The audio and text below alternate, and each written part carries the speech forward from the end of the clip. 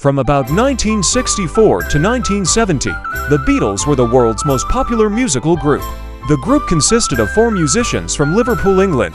They were John Lennon, Paul McCartney, George Harrison, and Ringo Starr. None of them had any real music lessons and were self-taught musicians.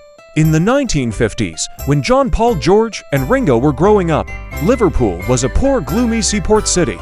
The one good thing it had going was that the local sailors returning home from their journeys brought back rock and roll records from the US, and the people who lived in Liverpool became the first people in England to hear the exciting new music. Rock and roll grew out of a bunch of different American musical styles, including country western, African American rhythm, and blues. Long before the Beatles met, each of them was inspired by rock and roll music. They were crazy about singers like Little Richard, Bill Haley and the Comets, Buddy Holly, Chuck Berry, and especially Elvis Presley. John Lennon started the Beatles.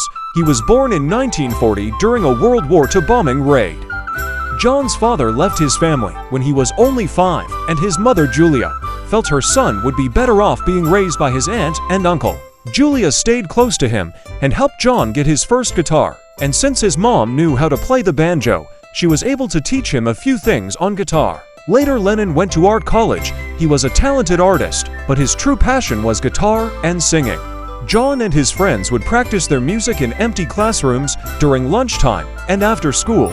This was the beginning of Lennon's first band, which he called the Quarrymen. Paul McCartney was 2 years younger than Lennon, born in 1942, and even though music was always around Paul's home, he wasn't very interested in it until he became a teenager. When McCartney was 14, he started picking out his favorite tunes on the piano and soon was anxious to get a guitar. Once he got his guitar, it was all he cared about. Paul practiced in every room, even the bathroom. One day Paul heard a local band playing at a church picnic. The band happened to be the Quarrymen. Later that day he met John and played guitar for him. Paul imitated some famous rock and roll singers. John was impressed and asked Paul to join his band. George Harrison was the youngest Beatle, born in 1943. Of all the Beatles, his parents were the most encouraging when he first got his guitar. George started out by teaching himself to play, and by 14, he could play really well. He happened to go to the same school as Paul McCartney. In fact, George's father drove the bus that took the boys there. George and Paul became good friends, and they would practice their guitars together at each other's houses, and soon enough Paul introduced George to John. George played a rock and roll song for John and was so impressed he invited him to be the 3rd member of the Quarrymen. The last member to join the Beatles was the drummer Ringo Starr. Ringo's real name was Richard Starkey. He changed it because he thought it sounded better for someone in show business, plus he always wore lots of rings. Ringo was born in 1940 and came from one of the roughest, toughest parts of Liverpool, and when he was young, he had serious health issues that kept him in and out of the hospital. As a teenager, he became interested in playing the drums and eventually bought a set. Later, he joined a band that became very popular in Liverpool. Ringo's new band would usually play in the same places as Lennon's band, which was now called the Beatles, and on occasion they would ask Ringo to sit in for their drummer, who sometimes wouldn't show up for the gigs.